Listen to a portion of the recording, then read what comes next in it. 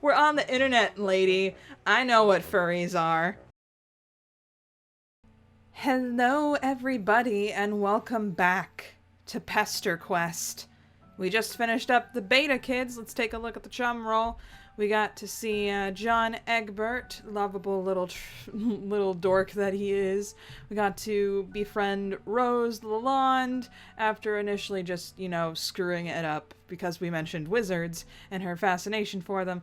We got to meet Vodka Mutini and Mom. We got to hang out with Dave and go to Olive Garden. It was great. And we got to hang out with Jade, and we got to make it so that they all can hang out together, and we had a slumber party, and then we dipped out. Hopefully we remember to pick up the kids from the slumber party, because we're going straight into our first act where we get to meet trolls, and that is with, of course, Karkat. Volume 5. I think Volume 5 was like, skip to the trolls. And I'm like, yeah. Okay, so Volume 5, Route 1, People Like Us. Let's go. Confident that your new friends are safely sleeping off a rowdy night full of snacks, video games, and taxidermy, you turn your thoughts to dreams. Jade's dreams, that fascinating, shining place that feels familiar the way a dream does. Prospect feels like the place you should be right now. You've got a brand new zap sense, and it hasn't failed you so far. It's allowed you to befriend several emotionally volatile teens in precarious home situations. These powers won't let you down. Oops, maybe I might have clicked a little bit too fast on there. Hold on. I'm testing out a setting. Okay. Don't do that. Okay. Okay. Sorry. So you zap to the dream world. Turns out you can fly here. Rad. You drift around for a little bit, admiring the glittering towers, waving lazily to all the various dream NPCs, until you come upon a dome with an open window. Inside, a troll boy with nubby horns and a silly outfit lies curled up in his dream bed, sleeping soundly. Whoa, so we traveled to the trolls prospect, just randomly. Aw, he looks so peaceful. You imagine this is a very peaceful troll boy. I can't with that. Okay. Perhaps it should strike you as strange that you immediately know what this alien's race is, but nah, you don't have time for that. Abruptly, the boy vanishes. Oh, crap. Yeah, we're in Karkat's weird cement hive. I didn't think you'd make your house out of cement. Oh man, look at all the movie posters in Alternian. Is this new or old Alternian? Oh, this is the hive swap version of Alternian. Nice. Okay. You follow him without hesitation. Zap.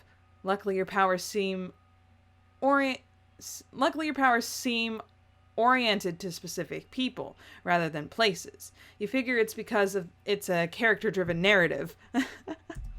You find yourself in a dim respite block. There's a bookshelf and a desk and clothes hung up on pegs on the wall. But instead of a bed, there's a small tub of green goo. My boy! Hi, Karkat! Trolling. Carzino. Okay, angry man. Let's get this Let's see if I can remember how to do your voice. I know it kind of hurts to do for a while, so I hope you don't yell that much. Anyway. What the hell? A gravelly voice tinged with mania crashes over you in a furious wave. You reel back from the onslaught.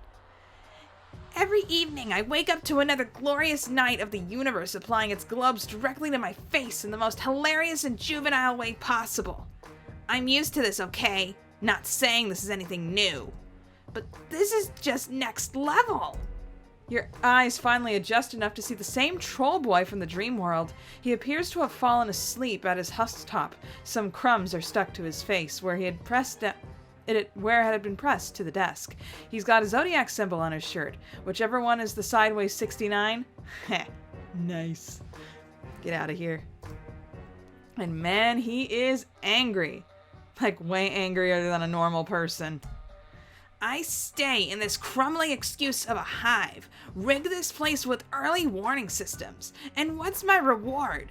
A deformed blue blood teleporting into my respite block like a frickin'... Oh, that's right. I was about to say, I'm like, we're not a blue blood. No, wait, yes we are. We're wearing the hoodie. But we're more of a cerulean, not a blue. But whatever. Blue blood is still the indigo. Whatever, I don't care. You zap out of there because, dang, you don't know what kind of early warning system he has, but whatever predators is meant to keep away, all you'd have to do is shout at them. I like the fact that Karkat's hive literally has, like, red curtains, like, all over it, like, hey, shoot me here. Okay. You appear on a nearby hill about 100 yards away from the hive. From the outside, it's large and leaning with square windows and an unnecessary number of balconies. Although, who are you to really say what's necessary? Maybe this dude really likes balconies. He could probably use the fresh air. A couple of similarly large, lopsided hives scattered to the skyline. Hives. You aren't sure how you know that they're called that, but it feels right. Maybe because the organic insectile architecture, like they're grown instead of built. But clearly you aren't on Earth anymore. The sky is black and the bushes are purple and there are 2 moons. Neither of them is your gold moon, though. You think maybe you should be freaked out by this strange alien land, but nah, you're a seasoned friend adventurer by now. Besides, you like it here. It's comfortable. This is a pretty good hill. It's like the one good hill on Alternia. Cherish it. Anyway. You sit for a while thinking on this hill and this universe and your place in it until the sun starts to crest over the distant horizon. Run. Hey, idiot. The troll boy is leaning out his front door. You're sitting on the ground waiting for sunrise, so you're either a Jade Blood or a moron. And I know the only Jade Blood who lives outside the caverns, and she's a lot better looking than you. Okay. Kanaya is the only Jade Blood to exist outside the caverns, which makes me question, what did that mean in Friend Sim when they were like, when you're underground, Jades, you know, you can't bucket, you can't pail with anybody. And it's like, then how do we consistently get Jade Bloods? What is this? Anyway.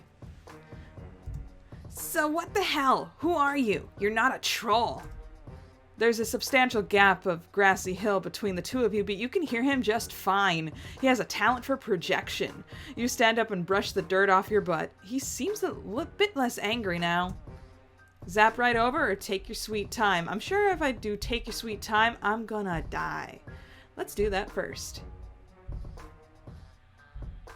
You walk leisurely down the hill. The heat from the rising sun washes over your back and you speed up. The sun is bad news. You just know it. You start down the hill. Light bleeds further across the horizon. Your pace gets a little less leisurely. Maybe this is the right path. Oh no. The troll boy crosses his arms. His shoulders are rounded in a slouch, like he spends a lot of time making himself smaller. I know that feeling.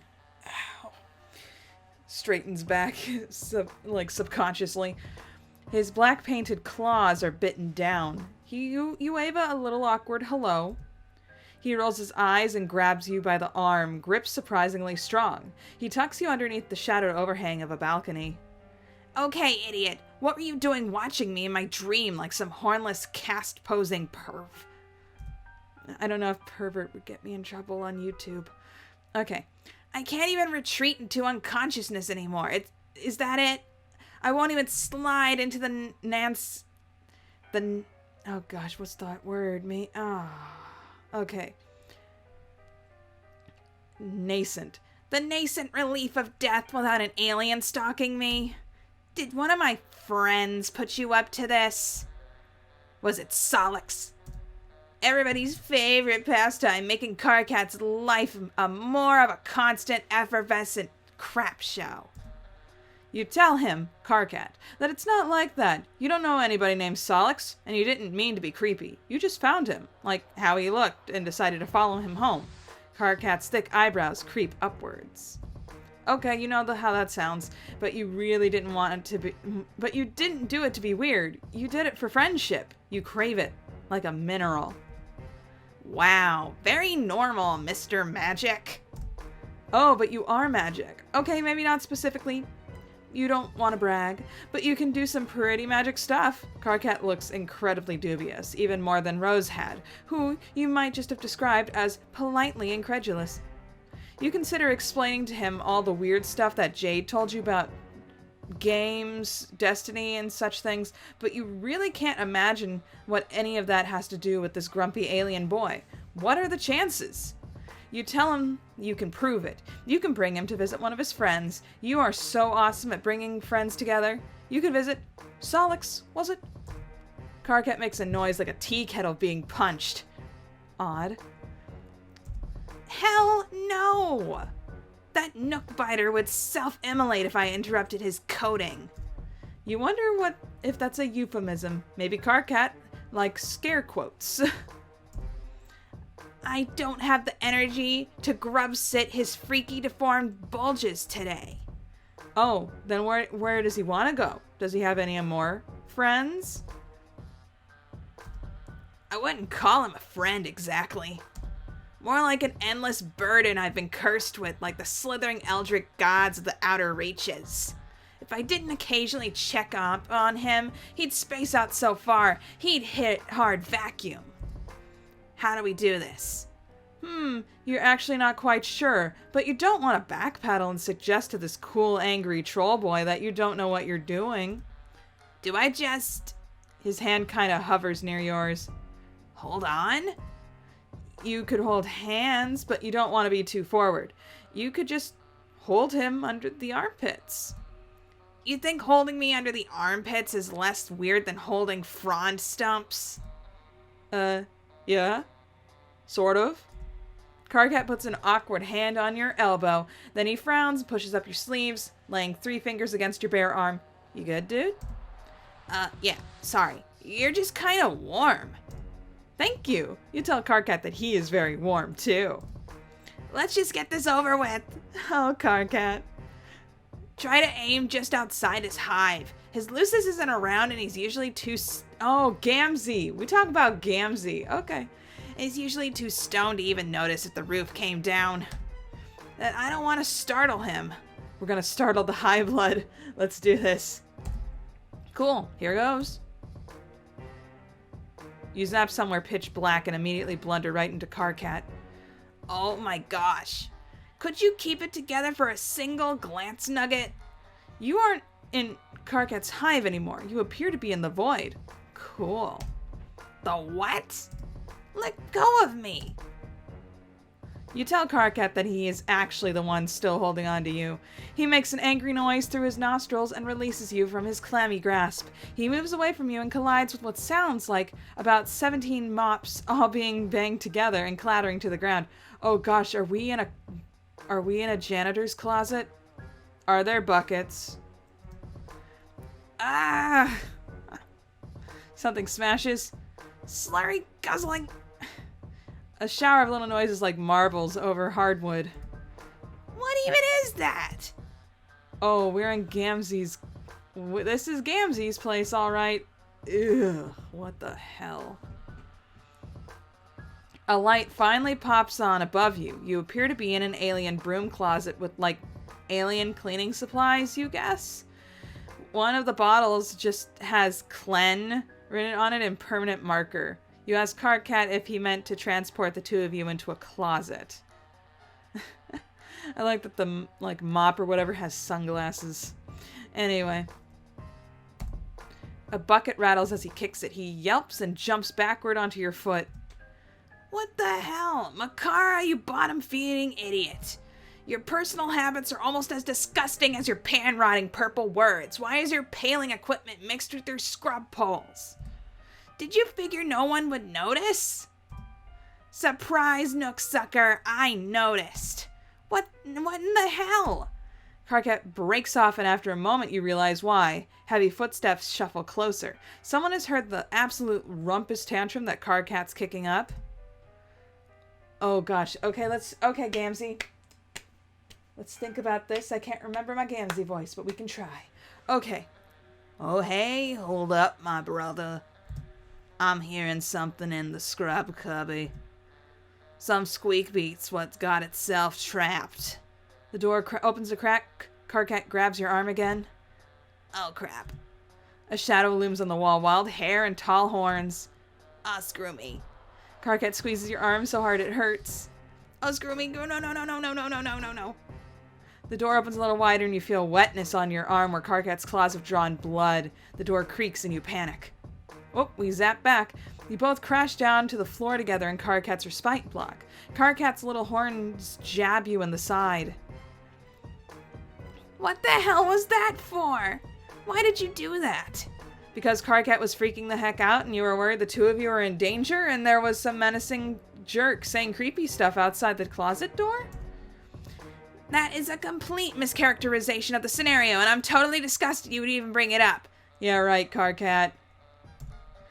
It's not a mischaracterization. He was totally losing it. Look, he was clinging to you so hard he even drew blood. Oh, we're blood brothers now. You show him your clawed up arm. Karkat, oh, whoa. The eyes on that are really freaking me out. Is that the pupil size of a troll? Jeez. Okay. Karkat's reaction is immediate and overblown. You're beginning to gather it isn't out of character for him. He starts vigorously examining himself. He appears to be checking for injuries. No, you insist. He's not the one bleeding. You are. He's so covered up in jeans and sweater that you have no idea how he'd even get cut up in the first place. Wait, this is your blood? Yeah. What's the big deal? Besides the fact that he has totally just scratched the crap out of you. You're willing to let that slide, though, for friendship reasons. You figure this might just be the way he greets people. It's honestly kind of screwed up. Maybe you should just leave? Wait, what? Now you're just gonna zap the heck out of here like nothing happened? You can't go out there. It isn't safe. Not for people like... Karkat pulls himself warily to his feet. He's still looking at you like you're a bomb that might go off if he steps wrong. Slowly, he extends his own palm and drags a claw across it. Crimson blood beads up and drips to the floor. It isn't safe for people like us. Clearly, something is happening here. It's probably a really deep and affecting moment, but you're just not sure what you're supposed to do. You bleed. He bleeds. Both you bleed. Sweet blood, friends. You can screw with that. How did you get a cerulean's hoodie? Did you bag yourself a high-blood Moirale? Now you have established that the two of you indeed both have blood. Karkat appears to have warmed up to you a lot. Yay!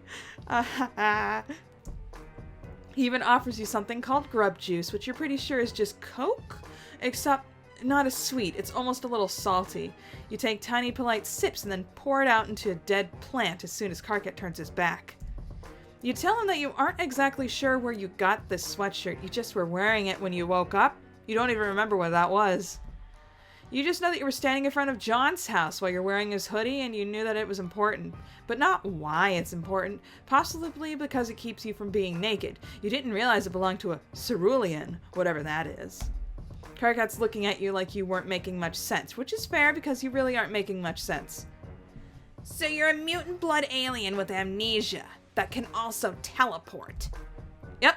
Oh, and you can time travel too. Don't push it.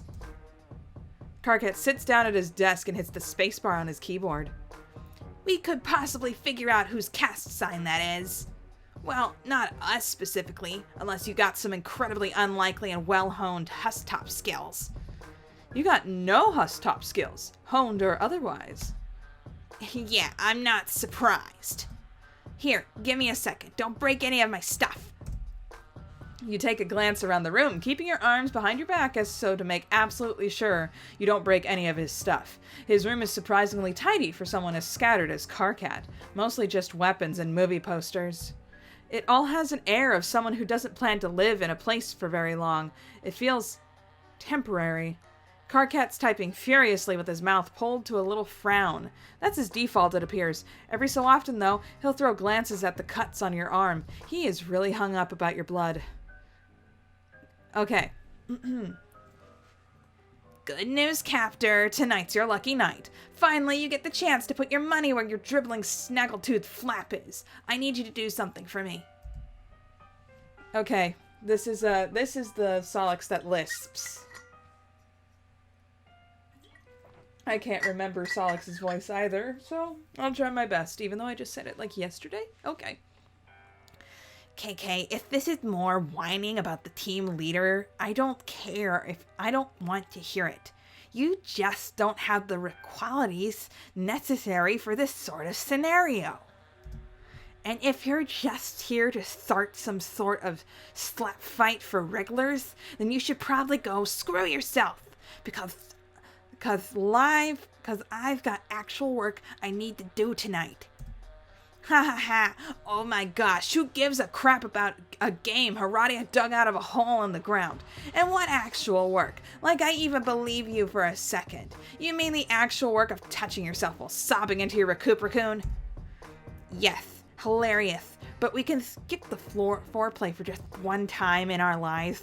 All that's going to happen is you saying something you regret, then cry typing over whether or not we're still friends. Okay, first of all, screw you. I don't have time for any of your pathetic burns dunking me into a carton of weak sauce. There's actual real serious stuff going down. Well, now that we've wasted like 2 minutes telling each other how busy we are, what the heck do you want? I need you to check something in the Imperial database for me. Cast records. And I want you to do it without asking me why I need it. Deal? Wait, what the hell, KK? Absolutely no deal. You didn't even try to make a deal. You just told me to do something incredibly illegal and dangerous. Why do you need cast records? You think ancestors are bull. I like that they have this. This just helps me so much in my fanfic. Anyway. Ancestors are bull. Fake night dream nonsense for kids who hate themselves and want to experience a connection to something better than they are. Face the facts, bulgeweeds. There's no way any of us are descended from anybody that matters. Okay, so he does believe in ancestors, he just doesn't think they matter at all. Okay. Then why the hell do you want me to risk getting called for records if it's a bunch of bullshit that doesn't matter? I might as well have a death wish. I might have a death wish, but I'm not suicidal. Suicidal. Hopefully that doesn't get caught by YouTube. Okay. So either tell me what crawled up your nook and laid eggs in there, or let me get back to work. Okay, fine. I'm only telling you because we're friends and I trust you. There's this person in my hive. Person?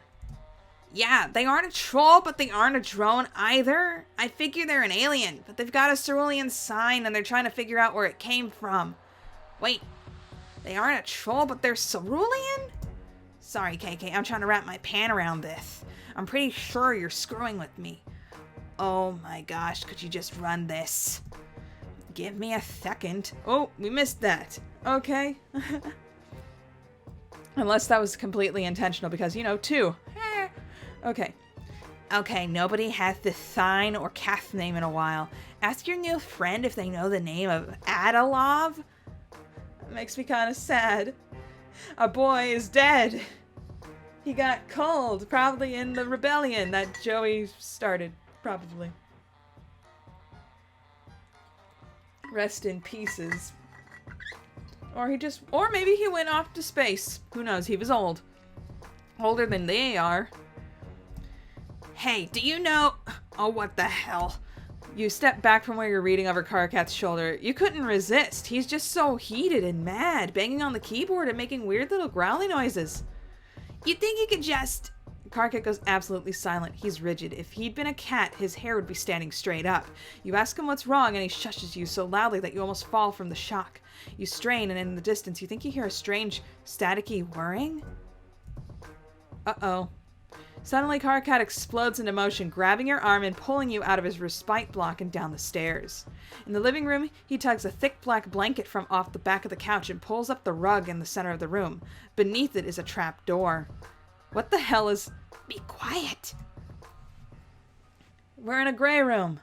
His movements are quick and panicky, but also methodical. His jaw is set and his eyes are hard as he unbolts the trapdoor. He gives it a hard yank to loosen it. It pops open. Beneath it is a rectangular pit in the foundations of the house, the size and shape of a shallow grave. This isn't the first time he's done this. You doubt it's even the 10th. So far, Karkat has struck you as a little ridiculous, but now there's something fierce burning in him, something angry and distilled. The sound comes again, closer this time, where you see a hulking shadow out the window, huge and menacing and armored. Oh my gosh, he looks like the Signless. I can't even with this. My boy. Okay. Karkat yanks you down into the pit with him and wraps the two of you in a blanket. And he closes the trap door and you're plunged into darkness so absolute it's like you've stopped existing. What the hell is going on? A drone. Karkat's face is squished against your shoulder. The fear in his voice shudders you to your bones. It's just a routine check.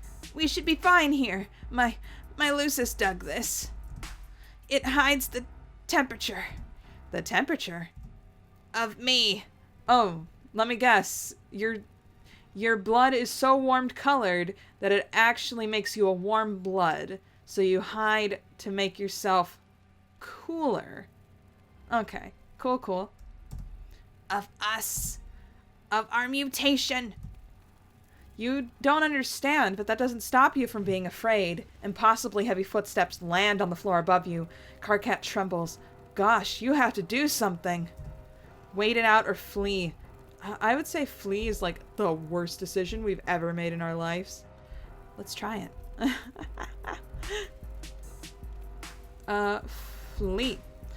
You're pretty tolerant of you're a pretty tolerant kind of dude. You're generally down for whatever, but lying in a shallow grave while a troll boy digs his nubby little horns into your ribs and a mechanical monster stomps around upstairs, that's kind of a lot, even for you. So you really can do the only thing a responsible friend can. You get your friend the heck out of Dodge. Whoa! Hold up! Wait a second! You did not just zap Karkat into a room full of potential crushes. What the heck? Okay. I'm glad that they were able to get back. I don't know how John's and Dave's room, though. I don't know how any of this works. Maybe Jade transportalized them. Anyway. Okay. It was really cool of Jade to have us all over. It felt like a birthday present, kind of. Especially since all my other presents got lost in the mail. Actually, the only one that didn't get lost was a little Monsters poster my dad got me. He gave it to me a week early, almost like he knew that something weird was going to happen to the rest of my gifts. Yeah, I'm happy for you, dude. Cool that your dad got you unbelievably crappy stuff to you before it got thrown in the literal garbage where frankly it belongs. But why are you wasting part of our valuable word count babbling about your little monster poster? Who actually cares? I don't know, I just figured some people might want to know about it. Whack. Oh hey, Dave and John are propped up on the futon, gaming away only bros can, i.e. with several bags of chips and mostly an empty 2-liter bottle of Mountain Dew on the couch between them. Yeah, dog, saving room for Jesus and snacks. Let me read that line again. Two bros sitting on a futon, 5 feet apart because they're not gay. Okay. Oh, hey, Mr. Mailman. You wave hello and try to catch your breath. You're a little unbalanced from the brutal shift between being buried alive to a chill Texas day with just a couple of guys being dudes. Just dudes being bros. Wait, how did you get back from Jade's? Oh yeah, turns out her dog can teleport? Wild, right? Who knew? I don't think Beck can time travel, though. So don't worry, you're not going to be out of a job or anything. And I'm probably going to ask you to zap me back to my place before Dad realizes I've been gone this long. I don't think he'll call the cops on you. I just want to be on the safe side. By the way, who the heck is that? And is he like, okay? Oh yeah, Karkat. He's currently curled up on the ground with a blanket still wrapped around him. He's breathing very heavily and sort of clutching at the carpet. You lean down to make sure he's cool. You're telling Dave and John that he's an alien from another planet. You figure you'd bring him here since stuff got a little too hot back on alien land. Oh. Dope, I guess. Hey, dude. Wait, he's an alien? Like a real alien? Yeah, John, jeez, look, he's got little horns. Yeah, I can see that, but come on, aliens. John, that's the least of the weird stuff that's happening in this universe right now. You and your, like, strangely almost... gosh, what's the word I'm looking for? Trident-shaped shine on your hair. Anyway. Oh, so this is where you draw the line. Thank you, Dave. Our friend living alone on an island with nothing but her magical dog and taxidermied grandpa, who she stuffed herself, isn't where you draw it. A teleporting fake mailman in a hoodie who just wants to be bros isn't where you draw it. I guess you have a point. All that stuff just feels so normal now. So I guess in theory you could bring us to visit this alien planet. Maybe. Not that that's anything I'd actually want to do in a place that place would probably stink. It'd be better than your house, Dave. Hey, no, literally, your house is a death trap. You'd never catch me in space.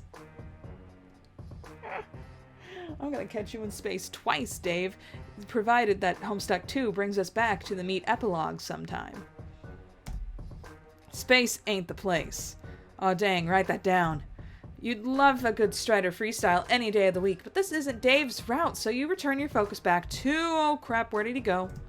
Oh yeah, the little dude just scurried out the door. Probably should have mentioned that. Dang it! You just brought Karkat to Earth and you've already lost him. Some friend you are.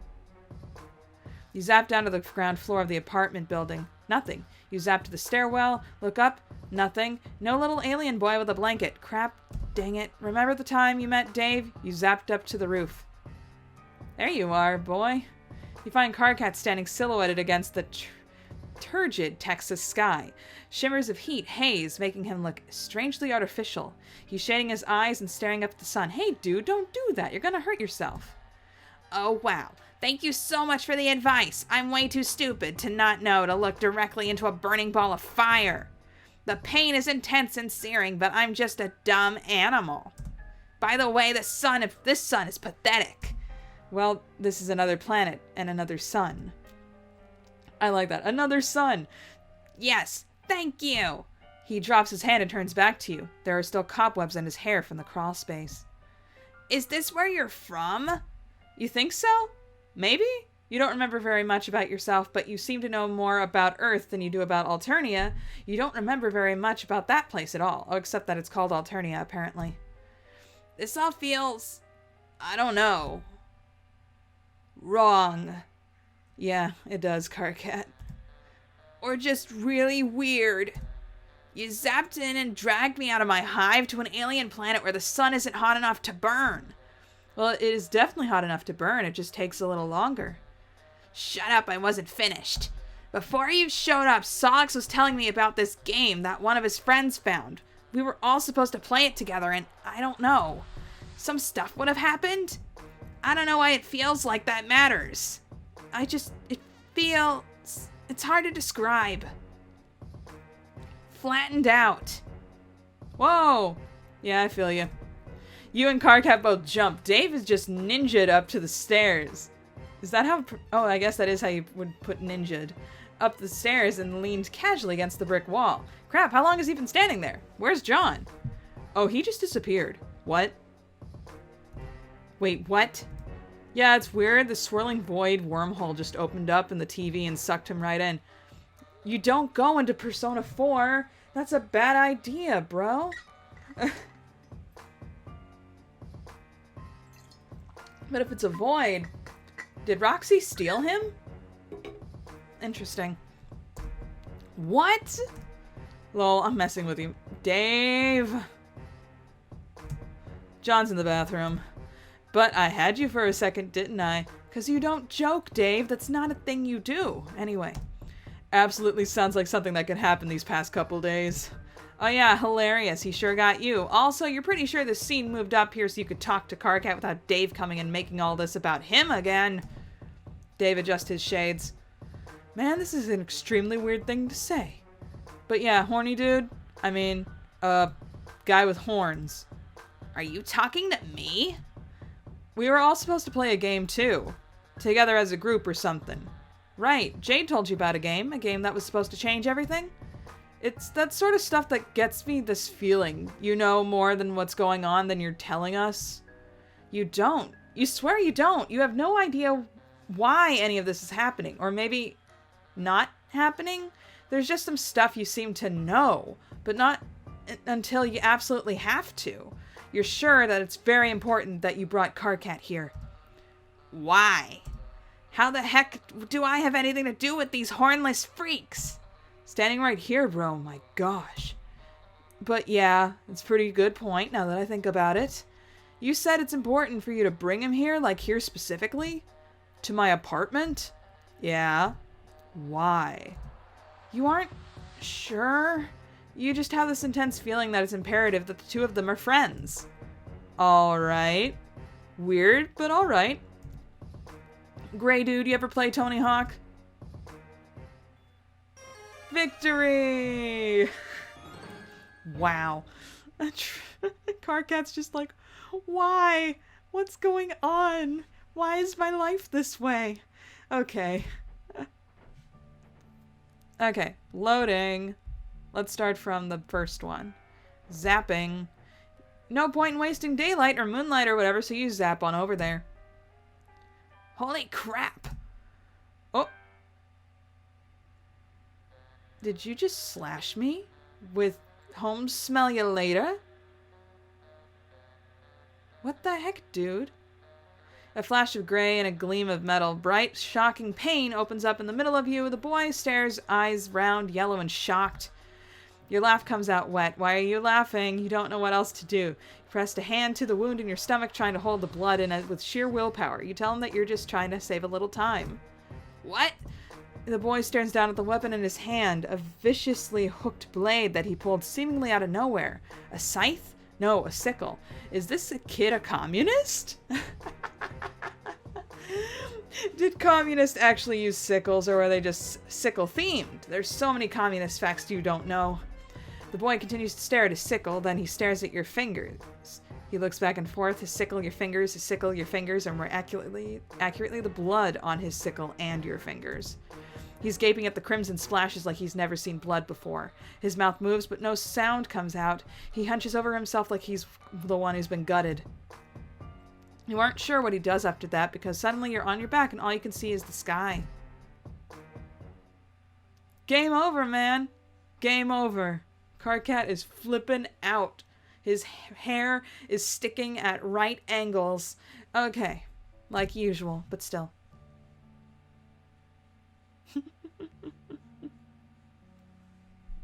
Okay. Now for the last one. Clickety-clack. Wait it out. We'll be fine. Karkat mutters it to himself over and over again. We'll be fine. We'll be fine. This always works. There's no reason to...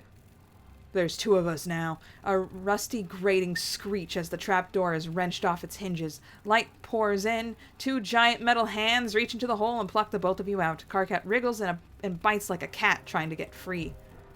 You don't have a chance. The drone tosses you bodily out of the way. Your head hits the wall and everything goes a little strange and streaky after that. Oh, your house is on fire.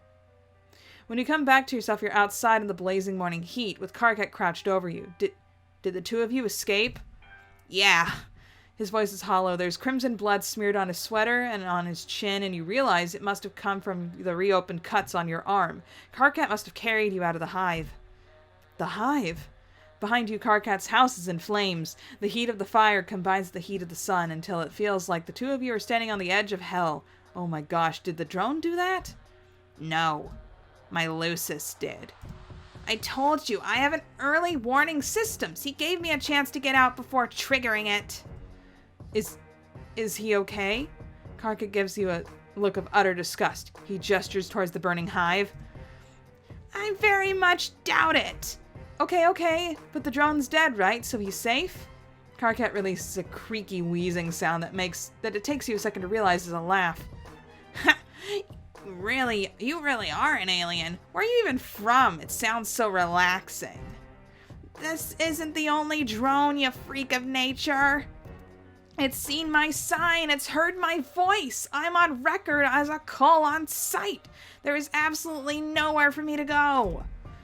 Crap, okay. Well, what about his friends? You really don't think Karkat is the sort of state to make decisions, so you make an executive one for both of you. It's hot as crap out here, and your delicate skin is already starting to burn. What had that friend's name been? Solix? You take Karkat's hand because the two of you are beyond holding each other under the armpits at this point. Oh, hey! I know this place. Wean out Glut now. You appear in a residential street in a city, and for a second you think you might have traveled in time as well, since it's night again suddenly, but then you look up and see a strange purple-blue glimmer in the sky. It's still day, but there's some sort of atmospheric shield between the killer sun and the city. You wonder why there isn't one over where Karkat lives. Maybe it's too far out in the sticks. So we're in some sort of blue blood area, I guess, because they've got a shield to help protect against the sun. Karkat yanks his hand out of yours. He's still holding the blanket he's wrapped the two of you in, staring around with little nervous ticks. He looks even more scared than he had back in his bedroom. Clearly, he doesn't get out much. Oh no. A low chime rings through the empty street. Karkat pulls his palm husk out of his pocket and looks at it like he can't remember what it is. Like everything normal has been wiped away, and all that remains is frozen horror in his eyes. KK, what the hell? I just saw your name come up on the feed. What did you do, you idiot? Are you gonna... You're gonna be a Threshucutioner? You just can't start throwing a... Okay. You're gonna be a Threshucutioner. You can't just start showing up on call lists. I didn't do anything, Solix. There's some stuff about me you don't know. KK, what the hell? Okay, well, first of all, I'm right outside your hive stem. What? What are you talking about? Is this the mutant stuff you give a crap about? Who gives a crap about that? TZ knows... too. She says she can taste our blood color through the screen, which is all kind of freaky. How does that even work? Screens aren't scratch and sniff. How the hell? It doesn't matter. Wow, I actually do not give a crap about any of Terezi's cackling bull right now. Everything's screwed forever. Suddenly we're in, again, Night in the Woods. Everything sucks forever. Anyway. As if in agreement, a familiar crackling whir strikes up somewhere close by. You and Karkat look at each other in almost comedic distress. I have to go. Just come up here, okay? We'll figure this stuff out. No, absolutely not. Oh my gosh, you utter imbecile. You think a little pan sparks could do anything against a culling drone? I know you have a death wish, but I'm not gonna assist you in a hysterical crap of kill yourself. Okay, I don't know. And not alive. You don't know anything about me or my death wish, KK. Come upstairs. No! Don't make me tell you how much I hate you. Karkat throws his palm husk in the pavement, shattering the screen. Tears drip off his jaw in blurry streaks of red. Get me out of here. And don't you dare ask me what's wrong. You don't. You get him out of there. To all over. Familiar places. Locale the locale. You take a grand tour of Alternia, a place you should know the name of, but you shouldn't know the name of, but you do. Oh wow. And everywhere you go, you hear that telltale grating whir. Karkat was right. Wherever he goes, the drones follow. After a certain point, it just becomes routine. You teleport to a random location and the two of you just sort of loaf around until you hear the sound of it in the distance. By the time the sun starts to set, you're both exhausted and have zapped all over the planet. You find yourself back on the grassy fields, almost likely somewhere near Karkat's demolished hive. Smoke hangs fetid in the evening air. Karkat's eyes are dull. His hair is a tangled mess of curls, so thick they look like twisted wire. I figured out why the thing didn't work. What thing? He shakes the blanket. which has been holding on to all day. The last remnant of what's most likely now a smoking wreck. With 2 mutants in there, we were too warm. Years of perfecting my hiding like an oink beast from the slaughter technique, and it's all decimated by some clueless idiot in a hoodie. Just Karkat out here, having a normal one, getting screwed up by the waste chute by an inexorable march of fate in the universe. Karkat versus the universe. I meet someone with the same disgusting deformity as me, and they immediately ruin my life. This is why I don't let people into my hive. Karkat. There is so much hatred wrapped up in his words, in his voice and his words, and you don't think it's hatred for you. You ask him what you can do. You want to fix this. I think you've done enough. Karkat bundles himself in his blanket. Even though it isn't cold, he turns away. Look at this signless little boy. I wonder if I can get Kanaya's in here in the amount of time we got. I don't know, man. I mean, I gotta try at the very least. You brought Karkat to meet some new friends. Nepeta would be proud. Okay, that was cute. I love that. Anyway, let's get on to part 2 of this particular act, which is, volume, which is Route 2. I have plenty of friends, and we got Kanaya. Let's do this. Yes, more sort of British. You're learning more about yourself every day. For example, while you already knew that friendship was everything, you're now realizing that staying with your friends is not a priority. At least that must be right, because you keep leaving friends and starting over again. Why are you doing this? Probably a deeply held value of some kind. That makes sense. Anyway, you're all ready to meet some new friends, and the only place you've met new people recently has been on Jade's dream planet. You zap over there. This time something is different. Seems to be a different part of the day than before, and the overhead clouds that previously served as fluffy ambient backdrop are now alive with images. Meteors striking a dark world, a planet covered in sugar mountains dotted with goofy giant teapots, a young gray-skinned alien girl running around catching frogs. These must be the clouds Jade was referencing, the ones she said could never be wrong. Well, you take guidance with them too. You've trusted more dubious things than clouds. You zoned in on that frog girl, the short haircut and the red skirt. Time for the zappy thing. It's always night on Troll Planet, at least when folks are out and about, but it's usually not this dark. You confidently head out to start exploring your surroundings and immediately run into a wall face first. Okay, you're getting your bearings now. You've ended up in some kind of closet. You refrain from making a hackneyed joke about it. They probably don't even have that cultural metaphor here. And the noise you made elicited an answering yelp of surprise in the room outside. You hear footsteps approaching you, and then someone yanks the door open. Interesting pose. Oh gosh. This is Kanaya's theme.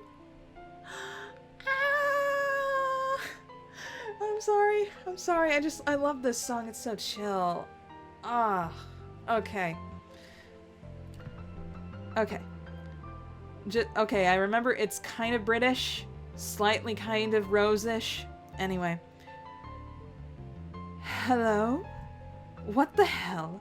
Okay, not British enough. Opening the door has allowed a beam of bright sunlight to fall across your face. You feel instinctively that the light is something to avoid. You hold your hands up to shield your face, then remember that your hands are also made of skin and whimper. The heat is doing its best to fry you, like a vampire in a movie. You are sure that idle thought will not end up having any relevance to this troll girl's story whatsoever. What are you? Did you just wander in here, or like... What? Something like that, you tell her, cringing away from the light. You get the feeling this girl is not gonna fall for the old mailman gambit. Mail troll? You tell her you know one of her other friends. Who? Wait. Is it Karkat? I can't do Kanaya's voice. Why am I screwing up so bad? Okay. Breathe in.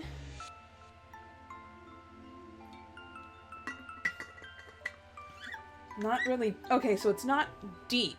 It's more, a bit more higher pitched. Okay. I knew it. He makes friends with all kinds. Well, I obviously can't kick you out right now. You don't seem to be able to handle the sun. So I guess you better stick around until at least nighttime. You could easily zap to nighttime, but this is giving you an in, so instead you agree. No problem. You can just hang out in this closet. It's fine. It's a lovely closet. I know we just met, but you're being kind of weird. You hope it's the kind of weird that you eventually becomes charming. You don't say that though, just think it. You know the barrier between your words and thoughts is ambiguous at best, but for real.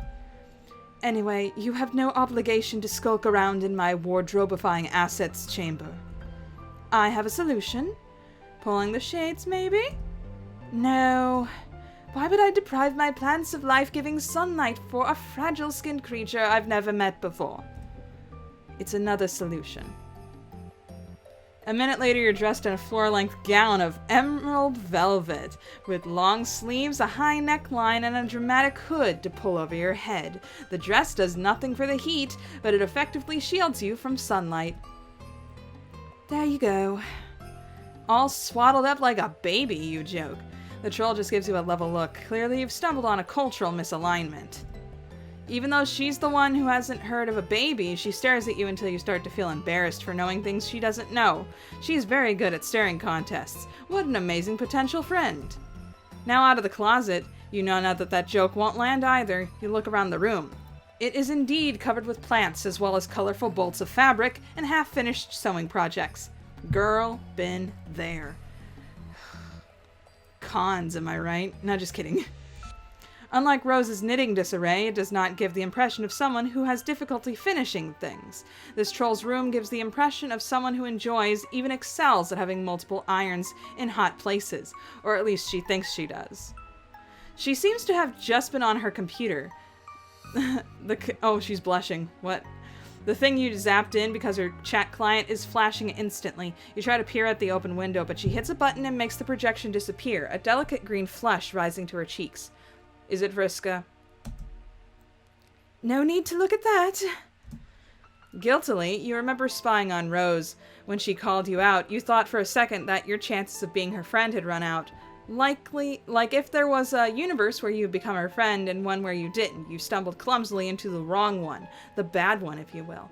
Sorry, I'm just now looking at Kanaya's horns, and I'm like, why are they just yellow? They don't have, like, the candy corn thing going on. I know it's a picky thing, I'm sorry. Oh, I noticed that that Vriska's dress is in the background right next to her chainsaw. I don't give a chainsaw. Anyway. But luckily, everything turned out fine. Maybe you could get away with it again? Plus, the troll doesn't even know about your powers yet. Not like Rose did. She would have no reason to suspect you. Spy on the troll's communications, or do not. Do.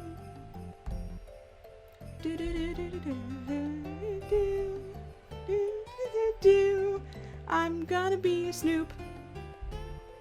Here we go. You excuse yourself to the, you don't know what they call it here, the necessaries. You wave your hand in a vaguely embarrassed way and the troll gets it. Out of her sight, you zap back to a few minutes ago, just outside the door to the room you're in now. You wait until you hear the thump of yourself arriving in the closet and the troll abandoning her desk. Then you quickly zap into the room and read her current chat. Okay. It just cannot escape my notice that the last 3 times you contacted me, it was to ask if I finished your dress yet. Oh, it is Vriska. Under these circumstances, I find it necessary to believe that you want it for no particular reason. I wish you would just tell me why it's so important. Of course you do. Fussy Fangs always has to have a reason for everything. Maybe I just want to present a present for my Moirail. Did you think of that? Or are you too busy fussing around in your fuss block? Maybe I'm being nice. Or did you not think I can be nice sometimes? I know you can be. When you want, sort of. Are we Moirails again now then? Yesterday you said defining our relationship was something only lame dorks would do. Yeah, and no, sorry, I started going straight into Karkat again, sorry. Yeah, and my Moirail is a super lame dork. That's you, Fangface. It's just that I can't help but notice that I'm your Moirail again right now when you want something from me. You notice a lot, don't you? Always noticing something? I bet you would be shocked to know how much you don't see. You don't even know half of what I have going on. If I ever pretended to know what is going on with you, please allow me to apologize for such a gross misrepresentation of my reality. Whatever. Can't you just tell me if you've finished it yet? Hello, Kanaya. The chat log ends here. You zap back before past you is done changing into the dress and re-enter the room. The troll, Kanaya, is back at her lunchbox computer typing furiously. You have to handle the situation delicately. She can't know you're spying on her. Since you already said that you know Karkat, you hedge your bets on all of them sharing the same friend group. You ask her carefully if she happens to know your other friend as well. Arachnid's grip. A little green flush darkens Kanaya's cheeks again. She bites her lip, showing one kind of adorable fang. Yes, I know her. Why? You're sure that helping Kanaya figure out her situation with this girl is the key to earning her friendship? A big, juicy interpersonal conflict to solve has been dangled in front of you, and nothing makes friends more reliably. But then again, you don't really know anything about this other troll. You don't even know her name, just her handle. Can you really be of use to Kanaya? Especially when your knowledge of the girl is based on a foundation of lies? Is this the right way to go? Offer to help her with AG, or back off.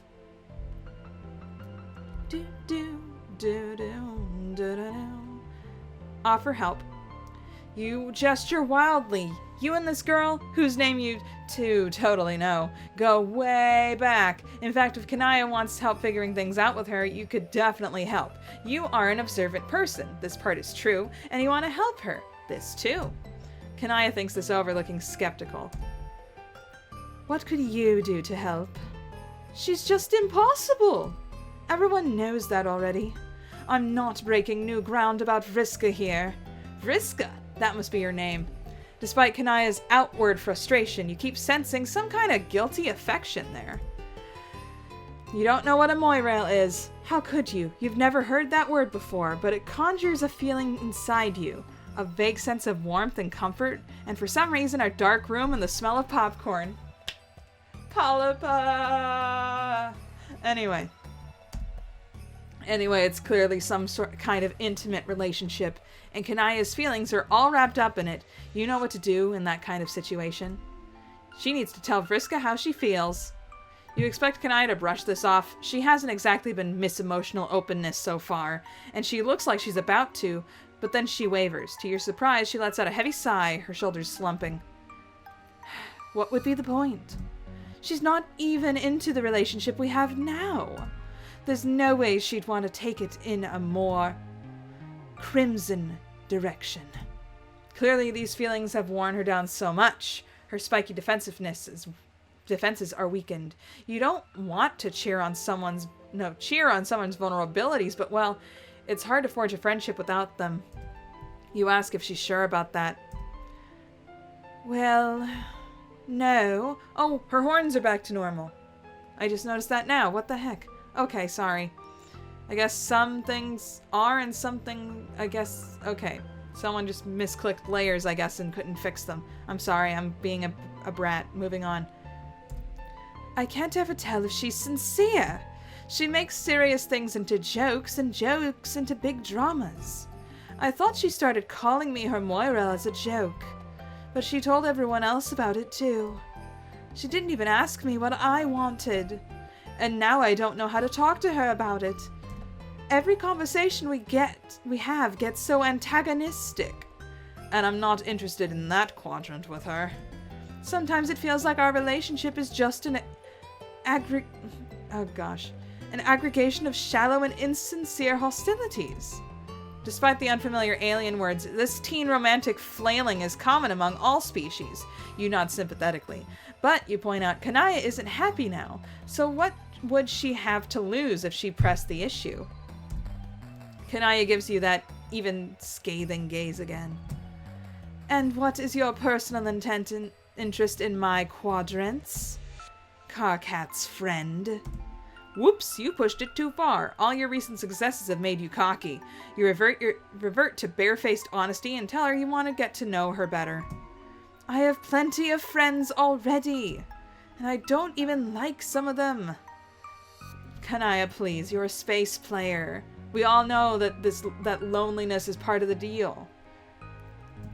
But I will think about your unsolicited and unwelcome advice.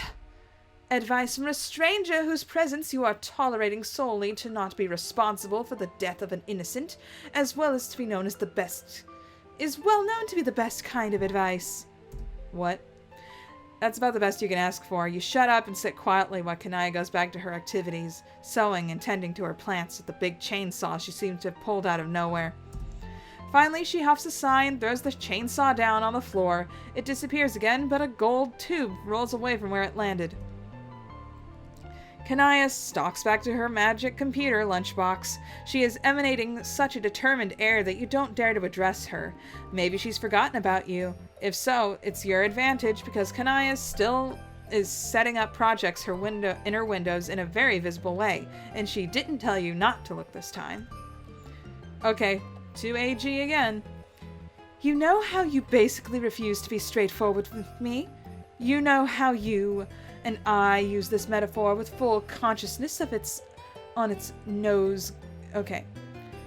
And I use this metaphor with full consciousness of it on the nose nature. Always weave a web of intricate emotional misdirection, and basically act in the most infuriating way possible. What? Slow down. What are you talking about? Why did you start calling me your Moirail? Was it because you actually had those feelings for me? Or did it suit your purposes somehow? What if I started calling you my matesprit? Would that make it reality? Is that how it works? You just say things and assume they'll happen? Like you said, instead of talking about it with the other person involved? That time I meant you in an abstract and general sense, not specifically you. Wait. Are you saying you want to be matesprits? You're the one with the few of... I know I'm one of the few of us who still likes you. You know everyone wonders why I still talk to you at all. And sometimes I do too. After everything you've done. I feel in this situation the evidence for strong concupiscent feelings on my part is compelling. I do not think our so-called moral allegiance is satisfying enough to account for my continued attachment to you.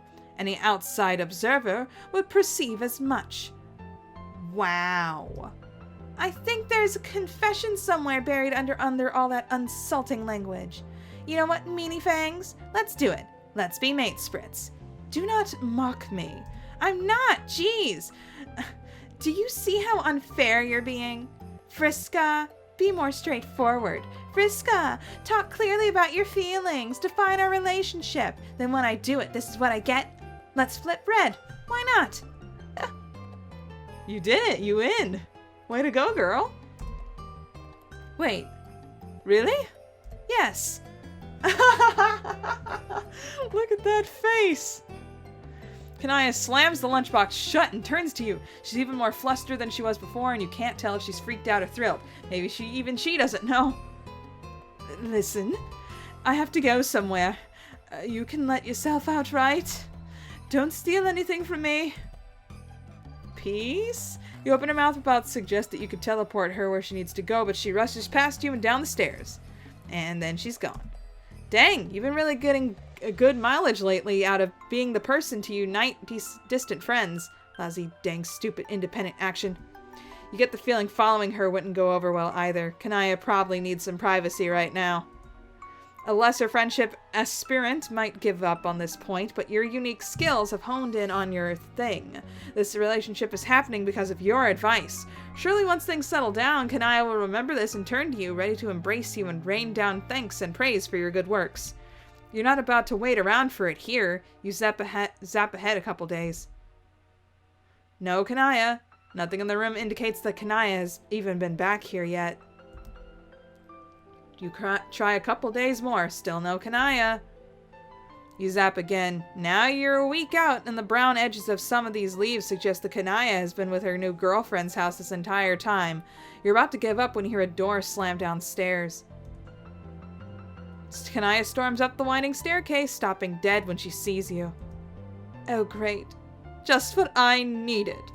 Someone I don't know here in a delicate emotional time to witness my compromised state.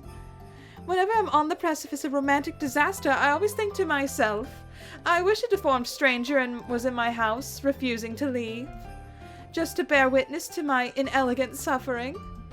Okay, wow, that was harsh. You're beginning to think your strategy was not going to pan out. Never one to be deterred easily, you cautiously ask her if she wants to talk about it. She puts her face in her hands. You know what? You are probably the only person who thought this was remotely a good idea. And therefore, probably the only one I can complain to. Everyone else saw this coming, I'm sure. As outcomes go, this one is not particularly stealthy. She looks up. She doesn't look angry anymore, just upset. Oh no. I do not know why I thought in becoming my mate spirit she would somehow start acting differently, the way she always has. Relationships are hard. Relationships are hard, and nobody understands. Well, no. I mean, they are a very common form of social interaction. I think most people, especially past the age when their genetic contribution is legally required, understand or face certain culling. Okay, never mind that. You're trying to do a thing, and it clearly didn't work, so things didn't work out with Vriska. You could say that. At first, it was everything I wanted. She's right, you know. She can be nice sometimes. But then she started ordering me around. Like I had to do what she said because I was her mate spirit. Like maybe the reason she agreed in the first place was because she wanted the leverage. You know, she's upset, but she isn't getting visibly emotional. Instead, she just, as she talks, her eyes narrow and her voice grows icy with anger. She grows very still, her muscles held taut. And she kept trying to use me to get back with our friend, who has sensibly dropped her already. Like Karkat and Terezi. Although I can't believe I still have any cash with them after so obviously taking leave of my senses enough to date her. Even Terezi wasn't stupid enough for that. It felt like she wanted me to like her so she could exploit me. Maybe because she doesn't have enough other friends. So she had to get the most out of me. Her voice is trembling with anger now. Geez, that's rough. Honestly, it sounds like Kanaya dodged a bullet. When you first saw that Kanaya had a crush on this girl, you kind of assumed that someone was as composed and rational as Kanaya would be drawn to someone who would compliment her well. But you've just watched her walk into a train wreck. Well, encouraged her to. It's probably good she broke up with Vriska. I didn't. Oh well. But you're right. Oh wow, the keyboard is getting He's getting broken so fast. She stalks over to her husktop and throws open it so violently it nearly breaks. She opens a window and starts typing. Her claws hit the keys so hard that one of them pops off and flies to the ground. You know what, Vriska? I didn't just want to date you. I wanted you to feel the same things I felt and treat me like a mate sprit. And whatever this is, it isn't what I wanted. Excuse me? What are you saying?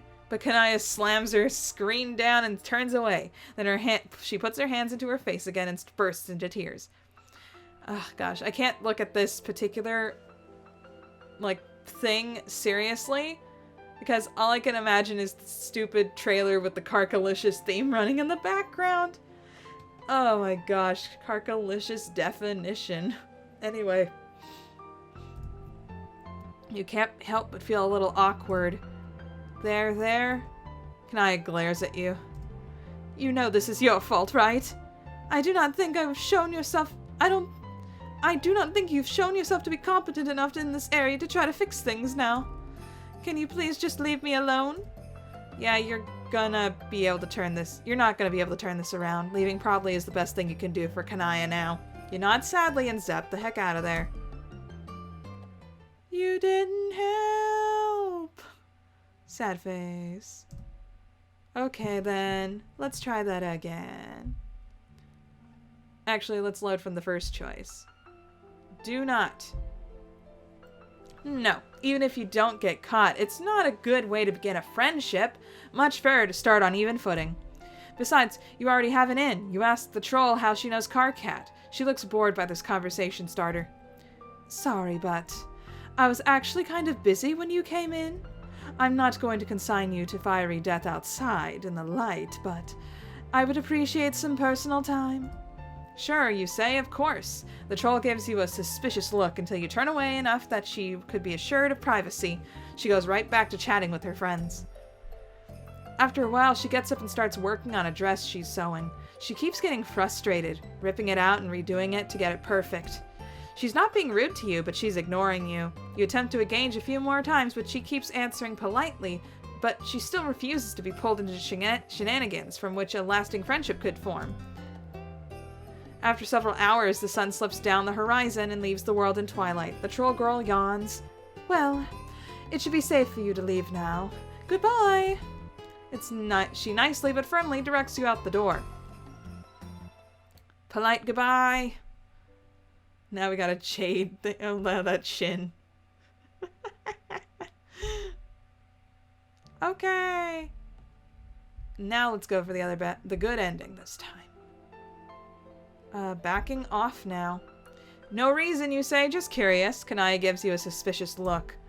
Okay. Well, I'm kind of in the middle of something. You can just while away the time until it gets dark. Sure.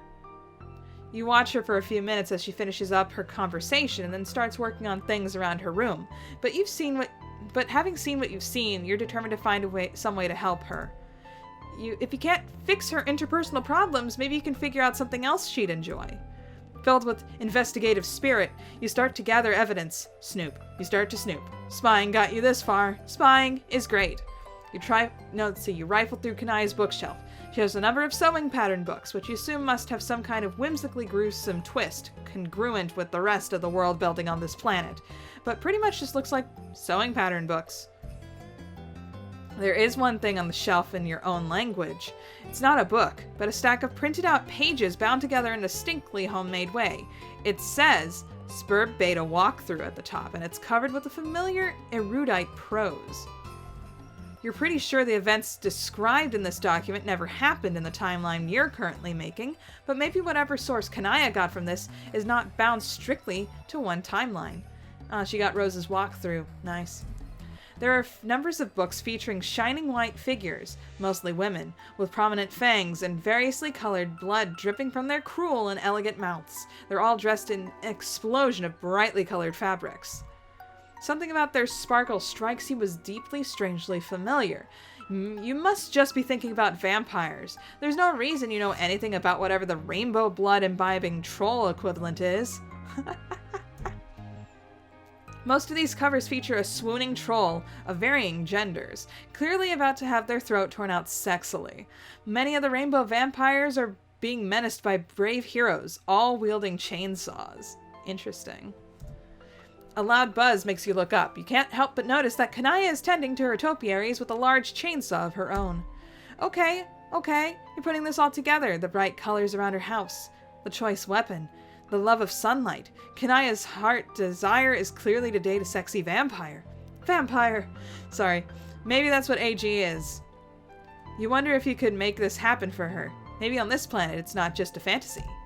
You clear your throat and get Kanaya's attention, and then casually wonder aloud if Alternia has any kind of non-living creatures. Oh, you mean the undead? Yes, the undead. Where might you find the undead? It is not difficult. They tromp past my hive in their hordes every day. Slavering and so on. Trying to get in sometimes.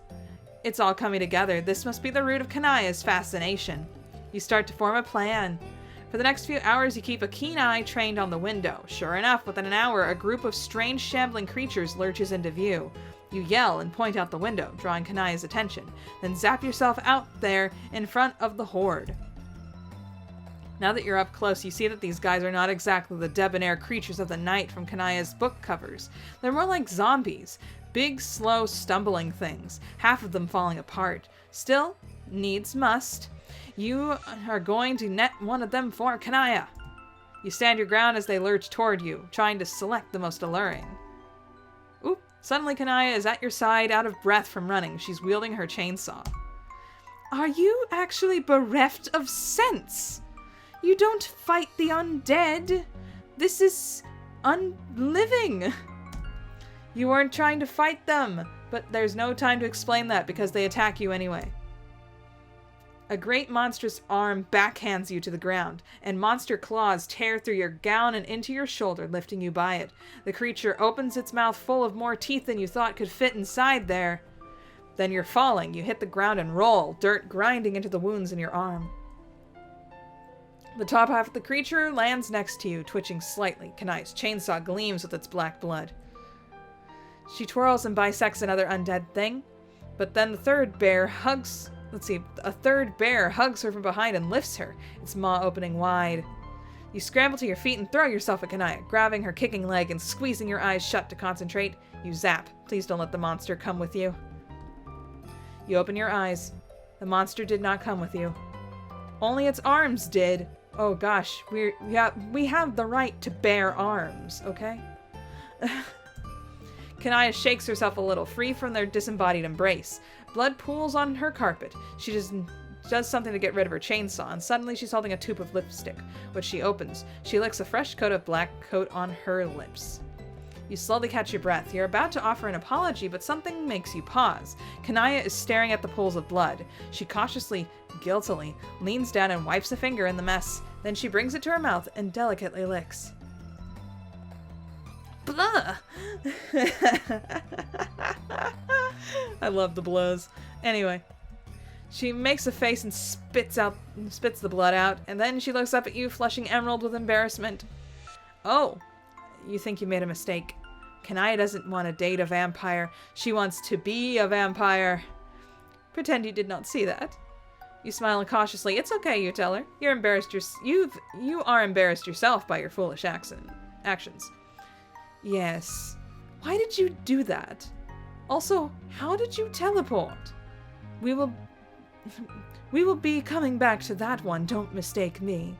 But I can't understand why anyone would run straight into a horde of undead. You look down. Well, it's just that when she said undead, you were picturing something else. Another kind of creature that was dead, but now isn't, and is a little more appealing. Understanding dawns. Oh, I see. Well, that's understandable. Vampires are just so cool. They're so cool and hot, and it would make sense for anyone to want to be one. I don't know what a vampire is, but I believe that we're on the same page. Maybe I misjudged you. Perhaps you have a greater intelligence and finer taste than I originally inferred. Maybe, you say, and you bet anyone with taste would find Kanaya's daring, unconventional aesthetic intriguing, even someone like Tentacle Therapist? Kanaya freezes. What? How do you know? Did you just... who is that? She clears her throat uncomfortably. Whoever that is, I hope you are right. And also, well, she looks embarrassed again. Thank you for saying so. You nod, wondering if you should say more, but you should keep that friend's secrets, just like you're going to keep Kanaya's vampire fantasies secret, because that's what friends do. Bonded for life! We can't escape now, Kanaya. We know too much. Okay. Okay, yeah, we got all of them. Okay, good. Let's check our chum roll, please. Yep. We got ourselves Kanaya.